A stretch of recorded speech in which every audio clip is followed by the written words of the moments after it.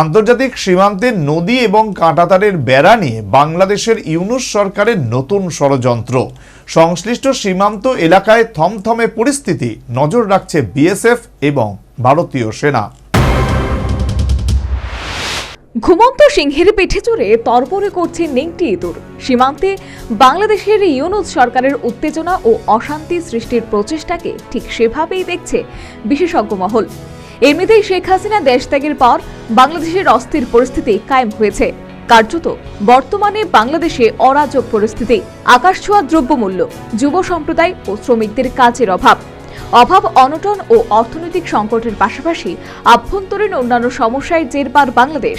বিশেষজ্ঞদের মতে বাংলাদেশের বর্তমান মোহাম্মদ ইউনূসের নেতৃত্বাধীন অন্তর্বর্তীকালীন সরকার দেশ ও প্রশাসন পরিচালনার ক্ষেত্রে পুরোপুরি ব্যর্থ, যে কারণে একাংশ শুভবুদ্ধি সম্পূর্ণ বাংলাদেশবাসীর বর্তমান ইউনূস সরকারের বিরুদ্ধে বিরূপ মনোভাব তৈরি হয়েছে। তাতেই বাংলাদেশবাসীর নজর ঘোরাতে দেশে ভারত বিরোধী জিকির তুলে মোহাম্মদ ইউনূসের নেতৃত্বাধীন তত্ত্বাবধায়ক সরকার আন্তর্জাতিক সীমান্তে নদী ও কাঁটাতারের বেড়া নিয়ে নতুন ষড়যন্ত্র শুরু করেছে বলে আন্তর্জাতিক মহলে আলোচনা সমালোচনা শুরু হয়েছে। সম্প্রতি পশ্চিম বাংলার মালদা জেলার ভারত বাংলাদেশ সীমান্তবর্তী সুখদেবপুরে এমন ষড়যন্ত্রের নজির মিলল। সুখদেবপুর সীমান্ত কেন্দ্রীয় সরকারের পূর্ত সড়ক বিভাগ বিএসএফ এর সহযোগিতায় কাঁটাতারের বেড়া নির্মাণের কাজে হাত দিয়েছে। এর মধ্যে গত সোমবার বাংলাদেশের সীমান্তরক্ষী বাহিনী বিজিবি এক্ষেত্রে কাঁটাতারের বেড়া নির্মাণে বাধা দেয়, ফলে বন্ধ হয়ে যায় নির্মাণ কাজ। এতে স্বভাবতই এপার ওপার উভয় পারে একটা উত্তেজনার পরিস্থিতি তৈরি হয়। ভারত এবং বাংলাদেশের মানুষ উভয় পারে ভিড় জমায়। সুনির্দিষ্ট দূরত্বে অবস্থানকারী উভয় পারের বাসিন্দাদের মধ্যে তখন উগ্র দেশাত্মবোধকতার মানসিকতায় রণদেহী মেজাজ। এতে উত্তেজনার মাত্রা আরও বেড়ে যায়। তবে এপারে বিএসএফ এবং ওপারে বিজেপি পরিস্থিতি সামাল দেয়।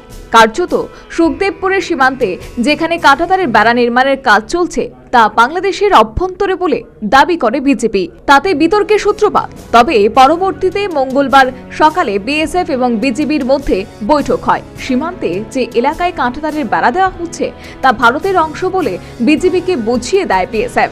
এরপর পুনরায় ওই এলাকায় কাঁটাতারের বেড়া নির্মাণের কাজ শুরু হয়। সীমান্তের যে এলাকায় এই ঘটনা তা পশ্চিম বাংলার মালদার কালিয়াচক ৩ নম্বর ব্লকের অন্তর্গত বাখরাবাদ গ্রাম পঞ্চায়েত এলাকার পরিস্থিতি বর্তমানে নিয়ন্ত্রণে বলে প্রশাসনিক সূত্রে খবর। এদিকে সীমান্তের ওপারে বাংলাদেশ সেনাবাহিনীর প্রচার সংক্রান্ত মাইকিংয়ে নতুন করে উত্তেজনা তৈরি হলো পশ্চিম বাংলার কৃষ্ণনগর বিএসএফ রেঞ্জের একাধিক সীমান্ত এলাকায়। কার্যত সংশ্লিষ্ট রেঞ্জের রংঘাট এলাকার একটি নদীকে ঘিরে এই নতুন বিতর্ক।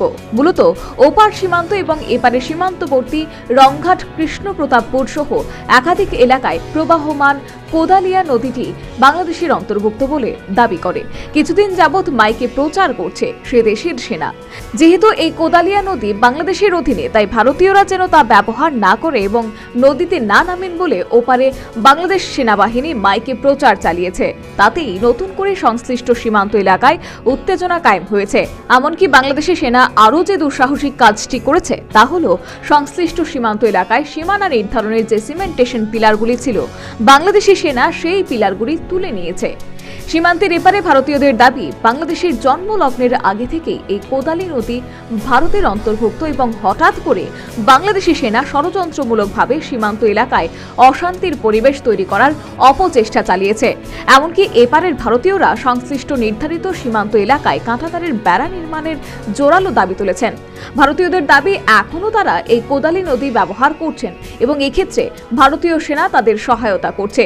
তবে এই কোদালি নদী বাংলাদেশের অভ্যন্তরে বলে দাবি করা এবং মালদা সীমান্তে কাঁটাতারের বেড়া নির্মাণের ক্ষেত্রে বিজিবির বাধা দান বাংলাদেশের উস্কানিমূলক ষড়যন্ত্র বলে বিশেষজ্ঞ মহল মনে করছেন। সর্বোপরি আন্তর্জাতিক সীমান্তে নদী ও কাঁটাতারের বেড়া নিয়ে বাংলাদেশের ইউনূস সরকারের নতুন ষড়যন্ত্র। একাধিক এলাকায় থমথমে পরিস্থিতি। গোটা পরিস্থিতির দিকেই নজর রেখে চলেছে সীমান্তরক্ষী বাহিনী বিএসএফ এবং ভারতীয় সেনা। Bureau report, news vanguard. সিজা ইনস্টিটিউট অফ কিডনি সায়েন্সেস কিডনির জটিল রোগের চিকিৎসার জন্য এক উৎকৃষ্ট প্রতিষ্ঠান, যেখানে উত্তর পূর্ব ভারতের প্রথম এবিও অসামঞ্জস্য কিডনি প্রতিস্থাপন এবং মৃত ব্যক্তির কিডনি প্রতিস্থাপন করা হয়। এখানে 115টিরও বেশি কিডনি প্রতিস্থাপন এবং উত্তর পূর্ব ভারতের সবচেয়ে বেশি হিমোডায়ালিসিস করা হয়েছে এবং এই সংখ্যা দিন দিন বাড়ছে। সিজা institute of kidney sciences Tripura সরকার সহ অরুণাচল প্রদেশ, মেঘালয়, মিজোরাম, মণিপুর এবং নাগাল্যান্ড সরকার দ্বারা স্বীকৃতিপ্রাপ্ত।